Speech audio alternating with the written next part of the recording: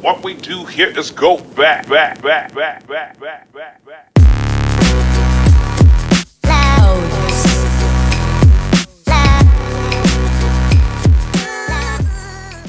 What's going on, everybody? Judah Punch Argument coming at you with a video that has been long waited for myself to complete and finally do this one. The AR15 is finally complete. So I got it all ready to go. This thing is awesome. It's pretty, I'm loving it. I'm just going to change a couple things that I didn't really like so far, but this is the build completely if you guys have been following the other videos. If not, check them out. But yeah, so we're going to go over the whole gun, how much it costs, everything like that, all the parts that I got on it. I'm trying to go quick, not too long of a video, but if you know about AR-15, you know about guns in general, you could probably already see different parts. You can already tell, oh, that's this, that's that, that's this, that's that. But for maybe somebody who's trying to build their AR-15, maybe have a more budget-friendly version of building one in mind, hopefully this can help you because I spent like right under $1,000. The whole build total was like $980, something like that, not including ammo or mags, things like that, but just the gun itself and the build. But I did save a lot of money on parts. If I didn't save a lot of money on sales and stuff, I definitely would have been over $1,200 for sure. But I think, real quick, I think if you're going to spend anywhere, $1,000 is a really good price point to building your AR-15, if not $1,500 around there, because you can buy plenty of good AR-15s like MP Sport. The 2.0s, where they're like $700, super cheap. That's a great gun, but I mean, I wanted to build it because you're spending $700 on that, and then you're still gonna probably buy a different rail, attachments, maybe a different muzzle brake or a flash hider, flash whatever. You're still gonna buy a sight, all that stuff. So you're gonna spend around the same amount or more that I spent on building my own. So without further ado, we're gonna talk about what parts that I got, and I'm just gonna go in order of what I got first chronologically. So first we got the, let me just close this. We got the lower receiver here.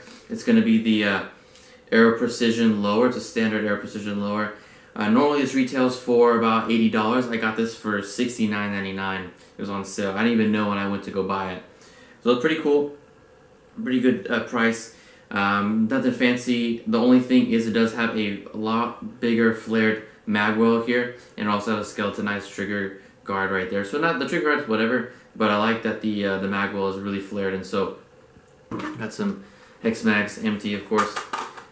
And so definitely a little bit easier. My buddy of mine who's AR-15, I kind of compared to. I didn't really realize that my mags were flared, and so until he pointed it out, and his are way thinner than these, and so I was like, okay, this is definitely for sure a flared magazine well, which I didn't even realize when I bought this gun, or with the lower receiver.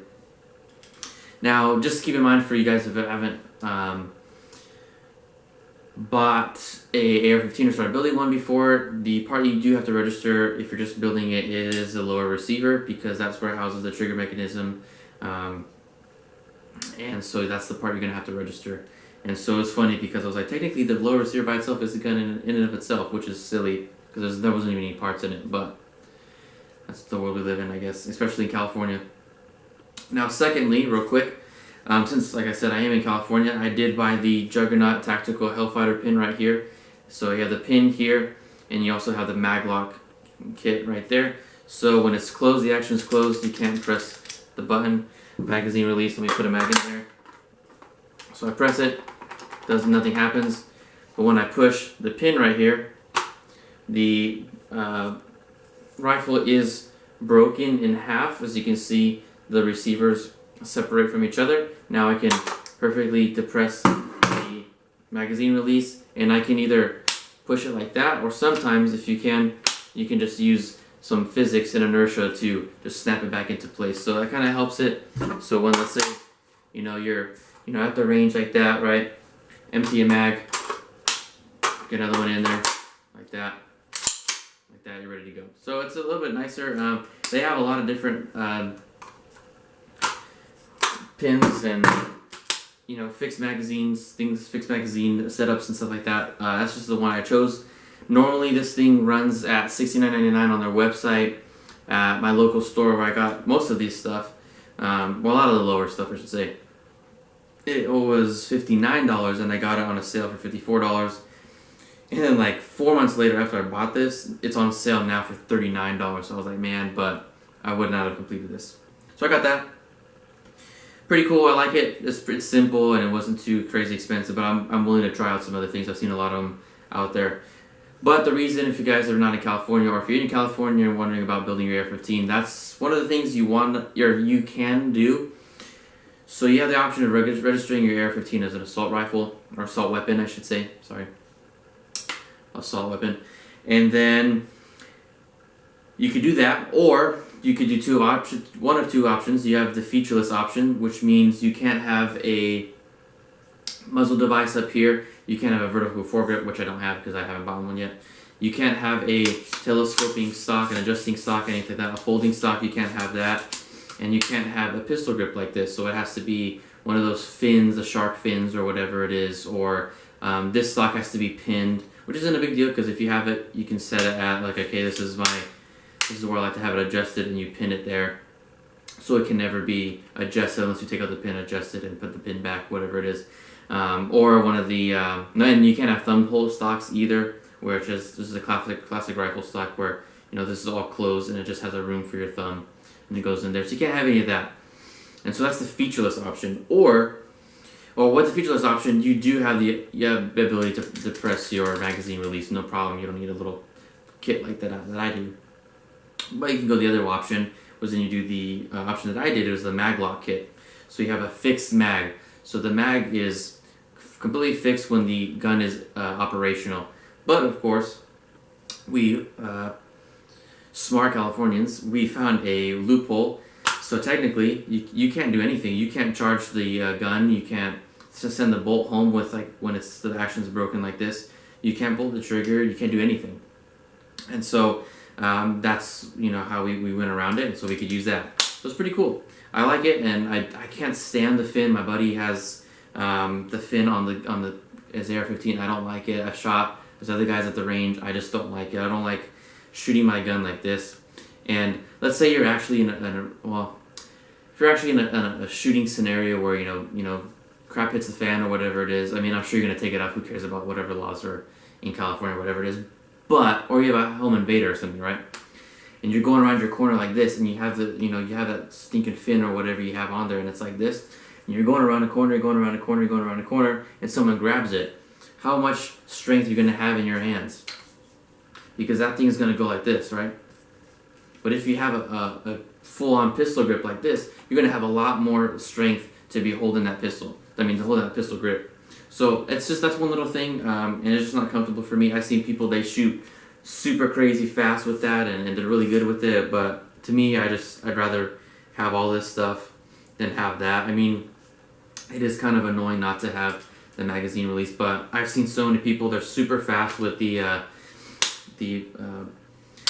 Hellfighter pins and things of that nature, and so why not challenge myself and learn how to do it that way. So going on, not taking too much on each part. So we have those two parts. Then quickly we got the Anderson Manufacturing lower parts kit, just a standard kit. It was $59, and I got it for $49 off the actual manufacturer's website. In store at the store here in town, it was more expensive. So I got that. It came with a trigger, pistol grip, and everything else inside of it. The trigger is pretty decent, so nothing in the chamber, but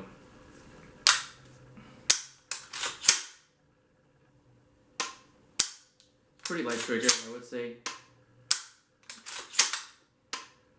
So it's not too bad. I might buy my buddy's CMC trigger to replace it. We'll see. When I want some more practice with this trigger though. After that, let's see what we got. After that, there's some random brand. I don't remember what brand it was for the buffer tube and the buffer tube assembly and all that kind of stuff. It's just standard. It was like $20. I'll upgrade it later, but it wasn't a big deal to me. So I got that. Then I got this Magpul, a CTR stock, I believe, by Magpul, and my buddy, he got it for like $59, $60, I think, and I bought it for him for $20. Really cool stock. I like it. You have all the adjustments here. Kind of have it in the middle, and then it has a lock right there, which is kind of cool. I like that for sure. Then the next thing is going to be the Strike Industries charging handle. This one is, it says FDE, but it's more like a burnt bronze color, but I really like how it looks on this gun, and it has a little extended levers there as well. It's really cool. On the actual thing, it says Strike Industries, and it has like, it says something. I don't know what it says, but because it's inside the gun, but that's a cool little thing. It was $35 on sale. I think it was like 40% off, so that was a good deal that I got on there, off of Primary Arms. And then let's see what else we got. Then we got this is gonna be the Aero Precision Quantum Rail. This one is one of their lighter weight models, and this one's pretty cool. I really like it. It's pretty lightweight. It's a little bit more beefier, as in the girth, the width of it. The width of it is a little bit bigger. I can still wrap my hands around it perfectly fine. But it's really cool. It's an M-LOK rail, as you can see, and cool. I really like it, and it was super cheap. It was $70. It was on sale as well, but still $70 for an Aero Precision handguard. I really like it. After that, we have a Streamlight ProTac flashlight and pressure switch right here. So we have the momentary on and off, and then we have the permanent on and off button right there. The same buddy of mine who sold me the Magpul stock sold me the flashlight. He bought it for, I think they retail for like $120, $130. He sold it to me for $80, so it's a really good deal. I just had to buy the freaking batteries. It was a CR123A batteries. Man, it was $20, $25 for 2 batteries, and that's how many it takes. Batteries are really expensive, but man, they last forever, and they're super strong. So, really good. Like, I mean, like you can see how much of a difference that makes. And I have lights all around me on, and it's still freaking bright. But that's really cool. I really like that. I had to buy, of course, Magpul M-LOK rails. They're just 2 polymer ones. That's one under here and one under here. You have this one right here. This one actually came with the M-LOK. The M-LOK Quantum rail. It actually came with the front sight rail section. The one thing, if I want to put a front sight, which I do eventually, is that it obstructs the flashlight, obstructs it, and I don't want to have it completely right on the right angle right here. I want it canted right here, but we'll see what I do. And then let's see, what did I get next? Upper receiver. This is the Aero Precision again. A lot of guns Aero Precision. I really like them, and they're good quality and decent prices. They're not crazy prices. Some are more high end, of course, but you have some they're not lower end. I hate to say lower end just because they're inexpensive. Just because something's inexpensive doesn't mean it's not good quality. And Aero Precision is one of those options. And Primary Arms, if you guys know about guns, especially AR-15s, Primary Arms sells a lot of stuff, and their like in-house, their homemade stuff is actually really good quality, and it's competitively priced, and that's what's really great. Amazon and Costco, competitively priced. They have great products. Perfect example. So I got that. It's the M4E1 Enhanced because it comes with a barrel nut already on it, and that was the compatible one with the Quantum rail as well. That one, Aero Precision, what I really love about them, let's see, the upper receiver, the handguard, the barrel, the gas block and gas tube, all of those I ordered straight from Aero Precision's website. All of those, no tax at all. What you see is what you get. The upper receiver, $149. Put it to my cart, ordered, and shipped it. Still $149, not even it's $149.99, not even $150.01. Just stayed at $149, no shipping and no tax. Awesome, I loved it. That's the same for the rest of these as well. The barrels, what I got next, this is going to be, before I continue, the rail is a 15-inch and the barrel is a 16-inch mid-length barrel. And that one was $179. I didn't get any sales on that, but I didn't care. It was a barrel. I was fine paying full price. I mean, sales are great, but Aero Precision barrel, great barrel. Then there's the mid-length gas tube by Aero Precision as well. It's a mid-length, of course. Like I think I just said that. I'm trying to cover everything really quickly, so gosh, excuse me. Whew, man. Then Aero Precision gas block is the 750, I think. That's in there. $29.99, I think, like that, something like that. I don't remember. So there's that. Second to last thing I got was the muzzle brake. This is going to be the Troy Industries medieval muzzle brake. We'll see how this fares compared to other muzzle brakes. That one, this was $50. I think it's $49 at the store, and I got it through Primary Arms for the same price, I think. And then last but not least, we have the Hollow Sun, yeah. What is this one? The HS403GL, and it's 2 MOA, and then the number is 480, if you guys care, 115962. Just a standard red dot. This is kind of like their mid-tier sight. They have one above it. Or it's probably their second to last high tier. They have one above it. I don't remember what's going on. But this, I got it for Black Friday. The same friend who hooked me up with this and this hooked me up with the deal on Black Friday. He sent it to me. Or did I send it to him? I can't remember. Normally it's like 270, 280 or something like that. I got it for 120. Freaking awesome. So I mean, everything about Hollow Sun's sights are just freaking through the roof. And so for the price that I got it was great. And then the same buddy of mine, he has the aim point. I was like, oh, that'd be cool to have an aim point, but I don't have it in my budget. But he was just like, this is almost just as good. So I hope so. So yeah, so that's all of it. So like I said, it came out at $980 or $990 with everything. You can go back and, you know, quote me what I said. But so that's the AR-15. I really like it. It's not my heaviest gun, but it's not my lightest gun either. It weighs at 6.6 pounds. So I think what it really has to do is the rail, since it's a little bit beefier. The flashlight, I don't think it makes that a bunch of a difference. Maybe the lower receiver, I don't really know. But it's not that heavy. I mean, going like this all day, it's not going to be, you know, a big deal. And I mean, I've been holding it here, and I haven't put it down or anything. But it's not like I'm, you know, actively shooting it. But it's not crazy heavy. I mean, let's see, my shotgun is like 8 pounds loaded. My Mosin Nagant is like 10 pounds. That's heavy. And my 22 is right under this. It's like right at 6 pounds. But that's all polymer stock and everything because I have a fancy stock on it to make it lighter.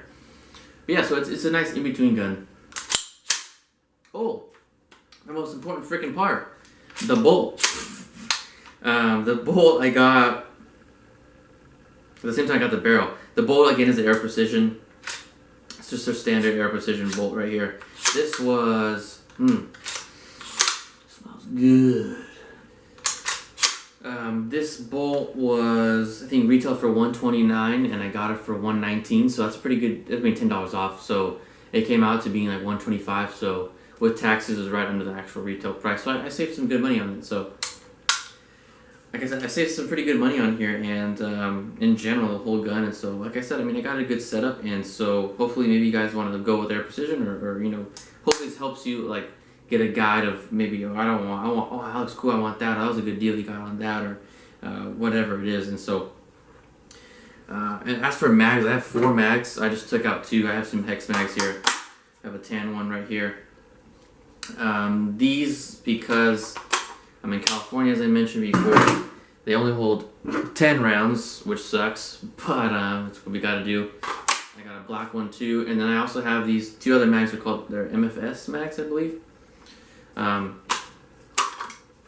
So those mags as well. I got these on all these mags on sale as well. They normally go for like $15 or $16. I got them all for $8.99 and $9.99, so pretty decent prices. I'm gonna buy some more mags. But thank you guys for watching. It's my AR-15 build. Finally, it's done, and I'm going to keep building it up from here on. But finally, it's fully operational, and we're good to go. Thank you guys for watching. See you next time.